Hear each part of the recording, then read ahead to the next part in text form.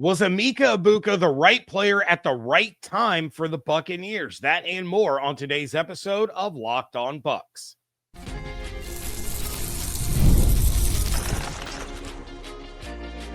You are Locked On Buccaneers, your daily Tampa Bay Buccaneers podcast. Part of the Locked On Podcast Network, your team every day. What's up, and welcome into this episode of Locked On Bucs, your daily podcast covering the Tampa Bay Buccaneers, part of the Locked On Podcast Network, your team every day. I want to thank you for making Locked On Bucs your first listener view every day. Don't forget you can subscribe or follow for free on YouTube or wherever you get your podcasts. And, of course, you can follow along on Twitter. I am James Yarcho at JYarcho_Bucs. He is Evan Klosky at EKlosky WTSP. We are your credentialed members of the media covering the Tampa Bay Buccaneers. Evan is, of course, on 10 Tampa Bay, 10tampabay.com, and the 10 Tampa Bay Plus app.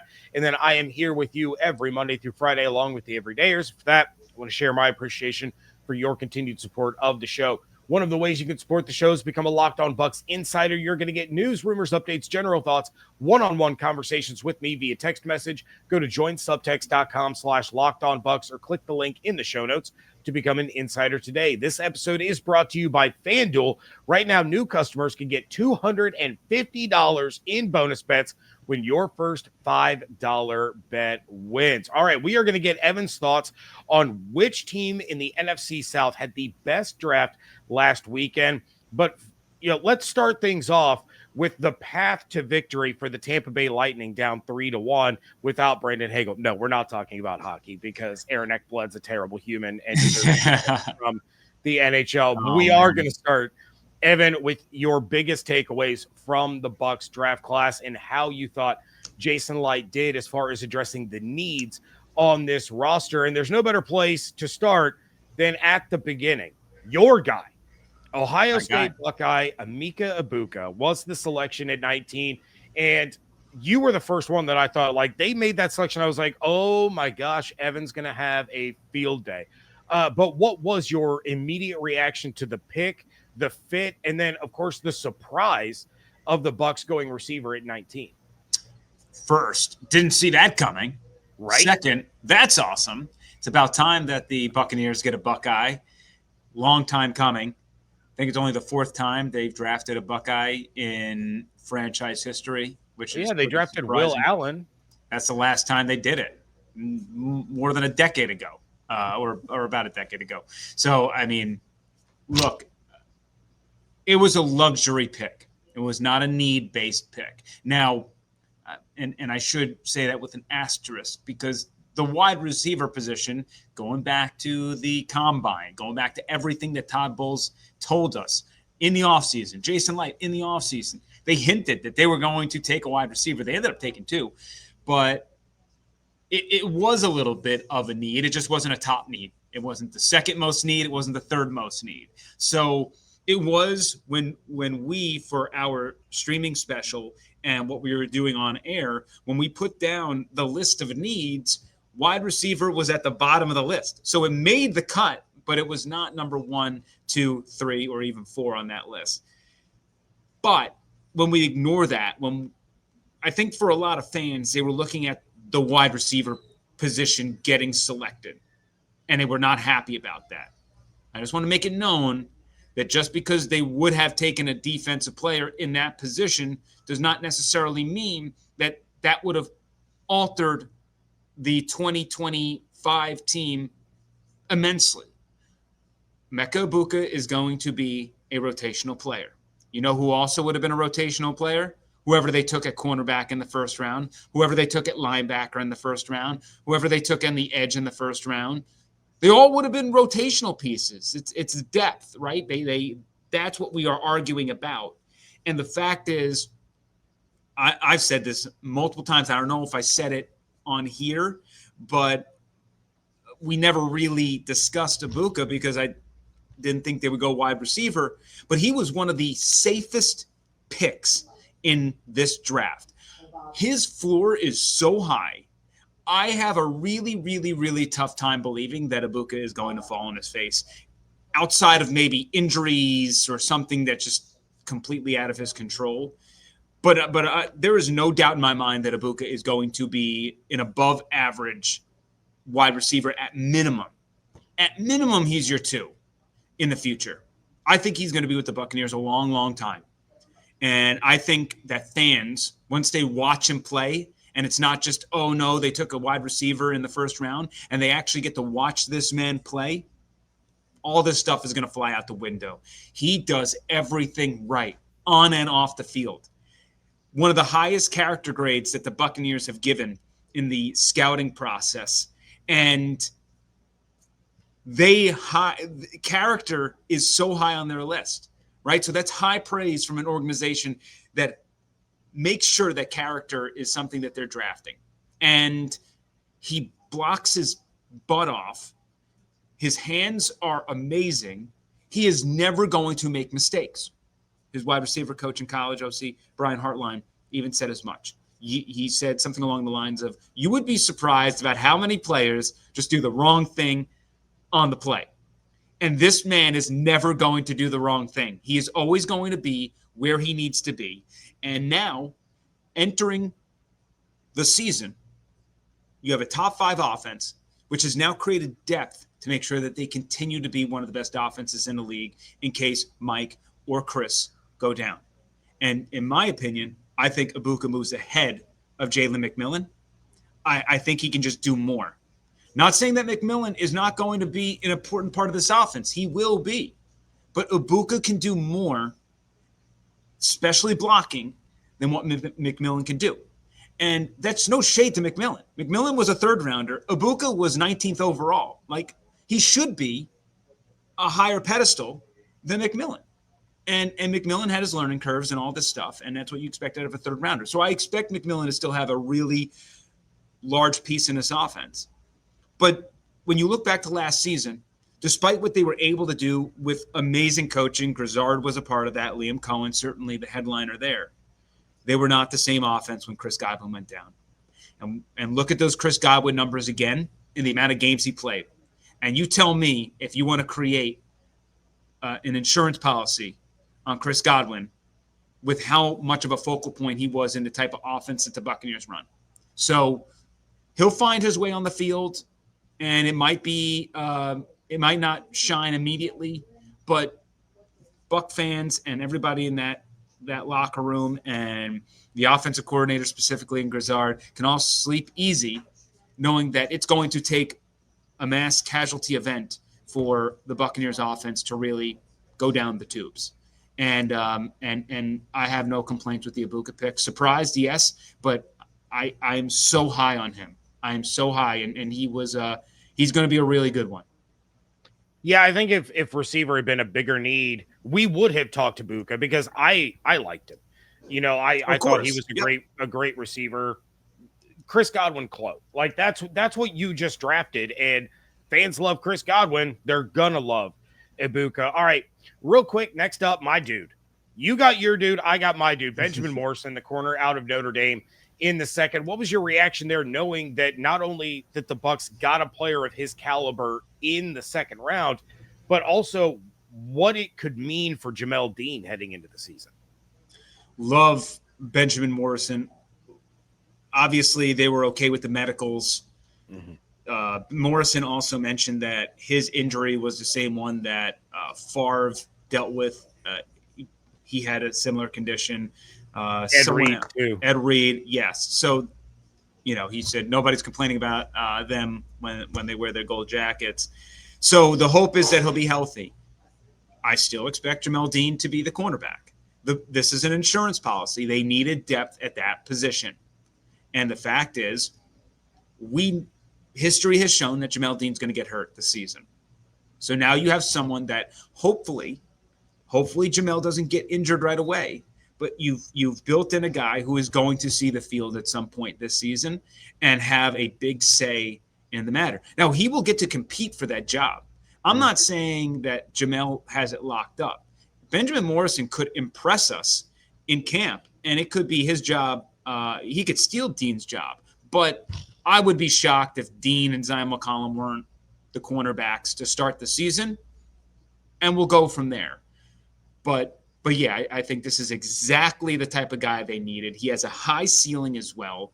And at the bare minimum, if Dean plays all 17 games and McCollum plays all 17 games, love that, hope that. And Morrison most likely steps into a starting role next season as Jamel Dean's in the final year of his contract. All right. Well, we're going to get Evan's thoughts on the rest of the Buccaneers draft class. That is coming up next on today's episode of Locked On Bucs, part of the Locked On Podcast Network, your team every day. NBA playoffs are here, and FanDuel is giving new customers an incredible way to get in on the action. Right now, when you join FanDuel and place your first $5 bet, you're going to get $250 in bonus bets if your bet wins.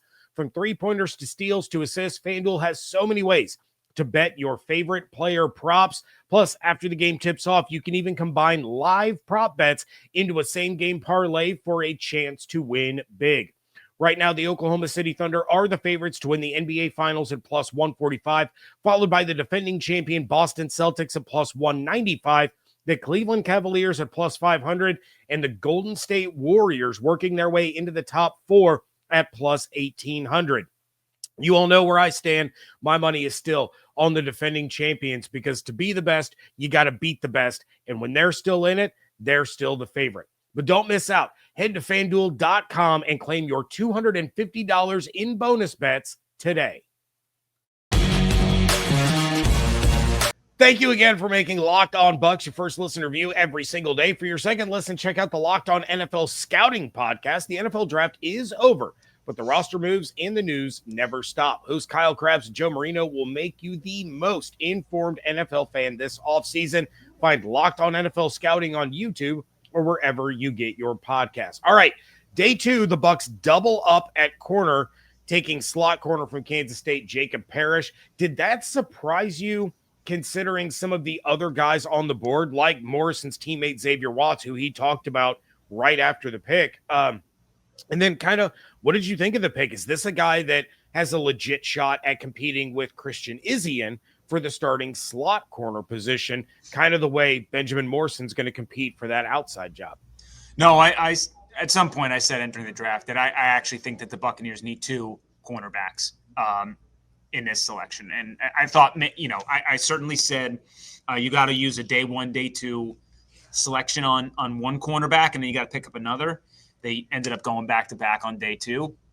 Love it personally. If you go back to, before the Bucs won a Super Bowl, they did something similar in the lead up years to that. And man, this kid is a dog. This kid is this is a dude who loves physicality, not the biggest guy. And I know that the Bucs said after they made these selections that both Morrison and Parrish can go inside, outside. I appreciate them saying that. Parrish is inside, Morrison is outside. I don't see it going any other way. And this is a guy who will compete for that slot spot, that Tyke Smith, Christian Izien type of role. And I think that's going to be a battle that we're going to watch in camp. Again, I give it to Izien, but certainly it's not going to be given to him by Todd Bowles. Like, Izien's going to have to go out there and earn it. He's going to be pushed. But the reason why they didn't draft Watts, most likely, is because they are sold on the fact that they are going to move Tyke to safety next to Antoine Winfield Jr. So all these moves outline the fact that you're able to push Tyke to safety alongside Antoine Winfield Jr. You now have Christian Izien in this hybrid role. He can go safety, he can go slot, and you can work both. I think that he's going to be the slot guy, Izien, and now you also create Parrish as depth. So now if someone gets hurt up top there at safety, you push Izien up to safety, Parrish gets bumped up to slot, and once again, you've now created depth, which is something they didn't have last year, right? So we love this. I think this is great for this is great for the Buccaneers, something that was much needed. And even saying all of this and getting Morrison and Parrish, there's still probably one cornerback short for me. And hopefully a guy like Merriweather will continue to improve upon what he was able to show us after he came back from the Lions and returned to the Buccaneers. I think the returns on Merriweather were really strong, and he certainly got playing time once he, after he left the Buccaneers and came on back. So I think that Merriweather hopefully will be good as a oh crap safety in case you have a ton of injuries. And I am really interested to see the development of a guy like Tyreek Funderburk, who in camp last year, Bowles, a bunch of people within the Bucs organization, they were like, this dude's a starter. This guy is going to be a starting cornerback in this league. He was well above his weight class playing last year when he did. Not, doesn't mean anything. Zion McCollum was too when he started out. Look how he's turned out. So he's a development type of guy. I want to see the kind of jump that he makes year 1 to year 2. But what they've done in the secondary, most specifically that cornerback position, and how they're able to shift Tyke over, that's good. That's good process. And then the Bucs kick off day 3 with back-to-back edge rushers, but it looks like one is actually going to be a defensive lineman. But David Walker out of Central Arkansas, small school guy, feels like a Jason Light kind of guy, somebody that I talked about a lot as not getting enough buzz because of the school that he went to. And then Elijah Roberts out of SMU. He was an edge there. It looks like he's going to play the Will Golston role with the Bucs. Talk about those two guys and beefing up that area of the defense as well.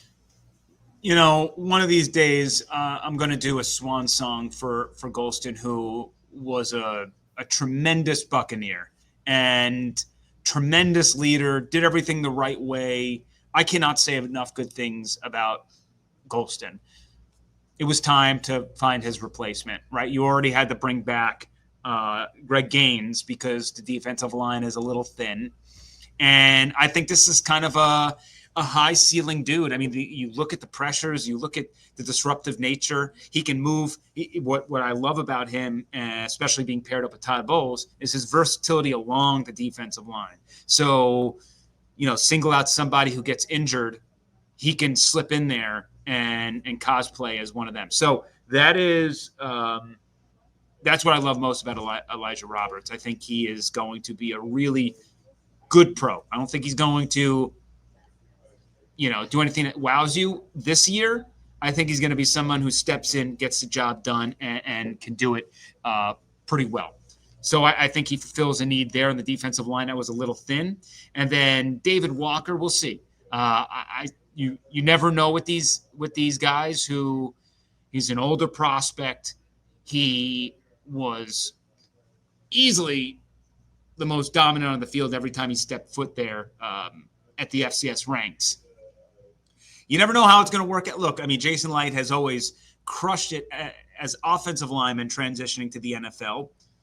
But I think that edge is one of the toughest positions, outside linebacker, whatever you want to call it, one of the toughest positions to go from college to pros, because the people that you're going up against on the offensive line are just grown-ass men you've never run into in your life before.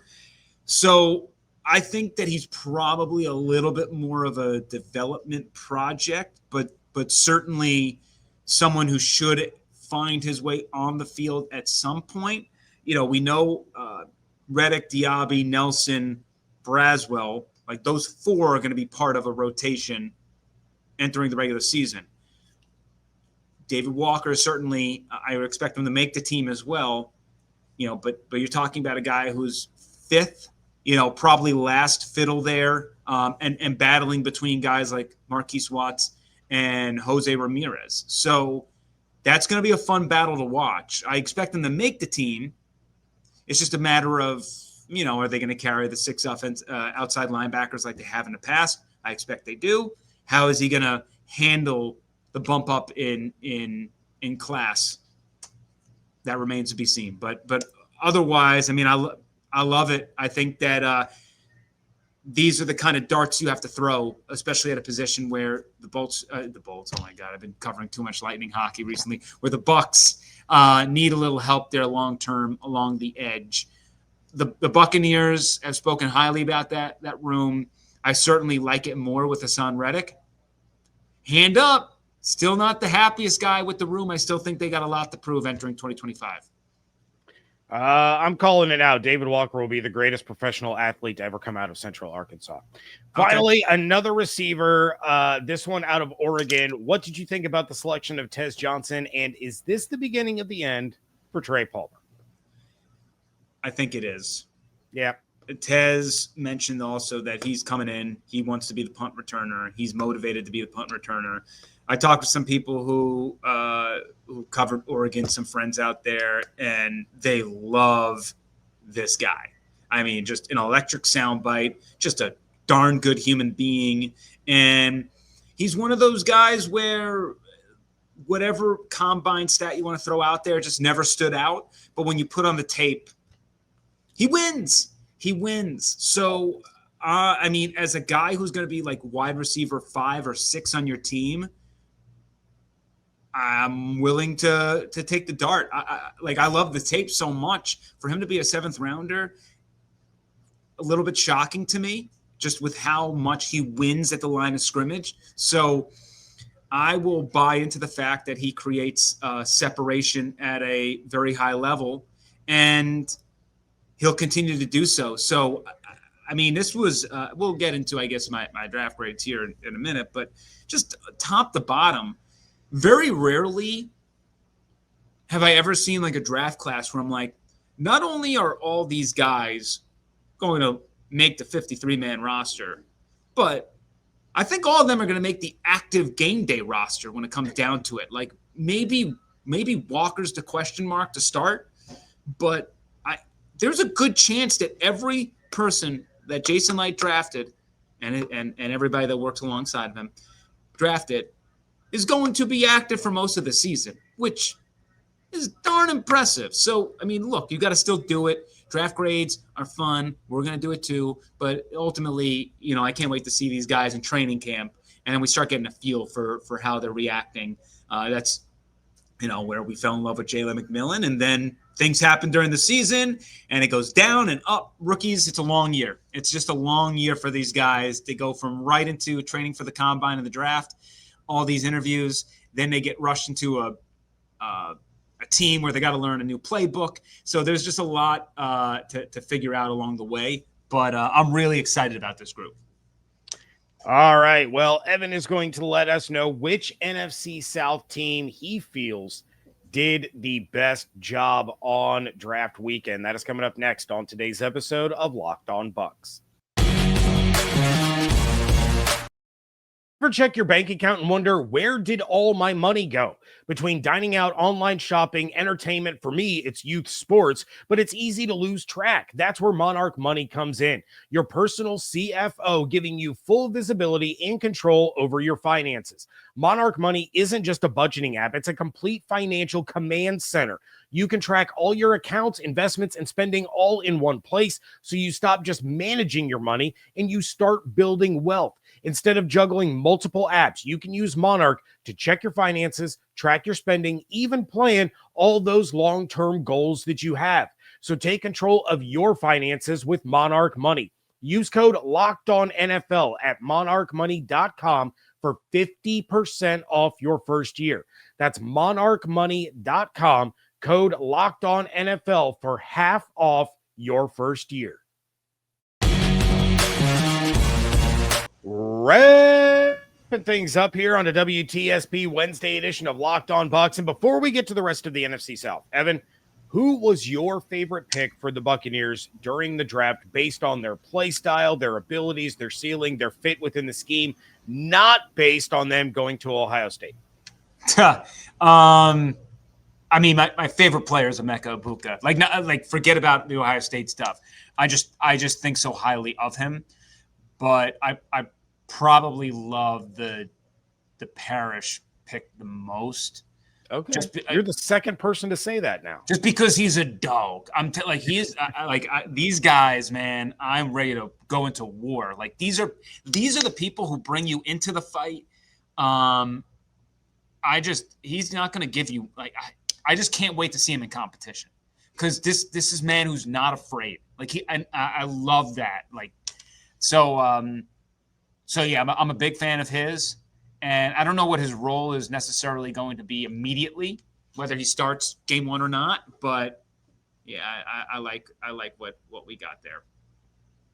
All right. And then, finally, which NFC South team did the best job and had the best draft this year? And you can rank all four of them in order. You can give them all grades, however you want to do it. But which of the teams in that division really stood out to you when everything was said and done?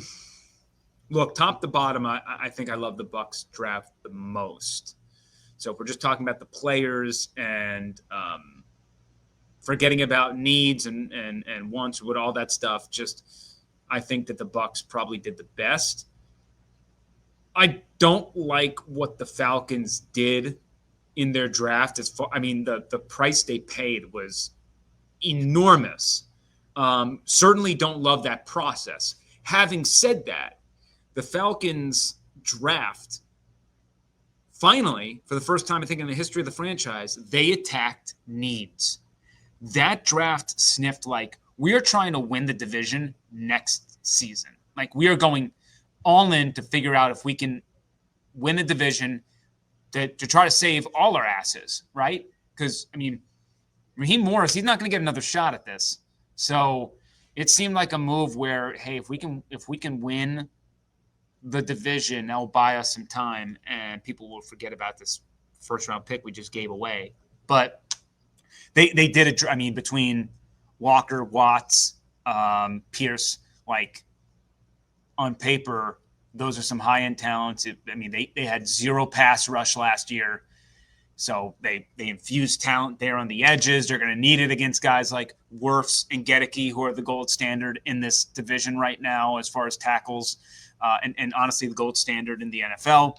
So they're trying to do that, and then they also build in the safety, which they needed next to Bates. So I thought effective for the Falcons, but when you factor in the trade and some of these other things, I probably slot them at 3 in the NFC South.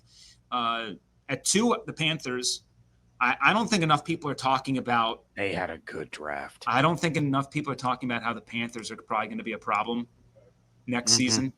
They were coming on, and Dave Canales, optimist bully, but now he has his Mike Evans and Ted McMillan.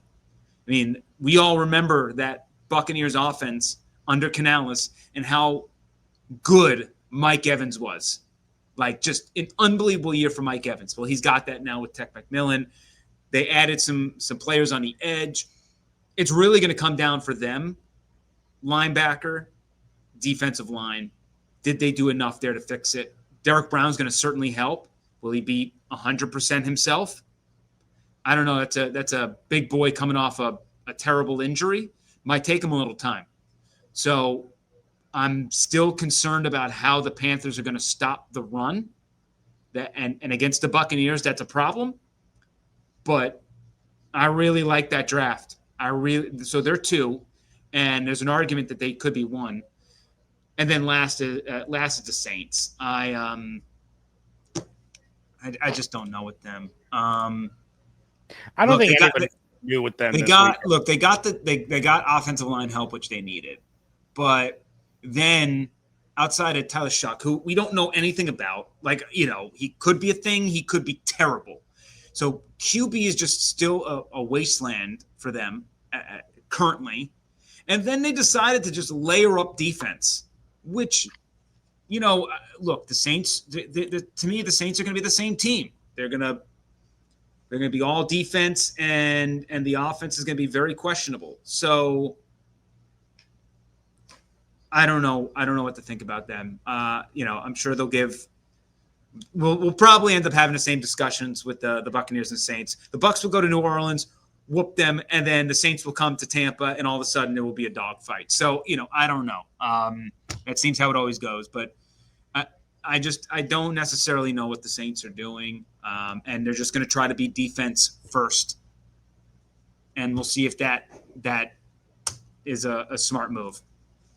Well, we'll know when those games against the Saints are going to be here in 2 weeks. That's right. When May the 14th. NFL decided to have an announcement for their announcement. But all right, Evan, that's going to do it for this episode. Let everybody know what's going on over on 10 Tampa Bay, 10tampabay.com, and the 10 Tampa Bay Plus app. Well, hopefully we got more Lightning playoffs to talk about. Just remember to head to 10 Tampa Bay Plus. You can stream us for free. We did a day 1, day 2 live show. You can watch the replay on 10 Tampa Bay Plus. It was David Shealy and myself. So check that out. Again, Rays, Lightning, at eCloskey WTSP on X. Send me your questions. Love to hear from you. And 10tampabay.com as well. All right. Yep. Make sure you do all of that. You can follow everything on Twitter at Locked On Bucs, at Yarcho_Bucs, at eCloskey WTSP. Also, shout out to David Shealy. He won our mock draft battle fan vote or follower vote. He had the best draft, but he had guys available that we didn't, and it just wasn't fair. It wasn't fair. It was not fair. And I think he was the only one that drafted a player that the Bucs ended up drafting because he got Morrison in his.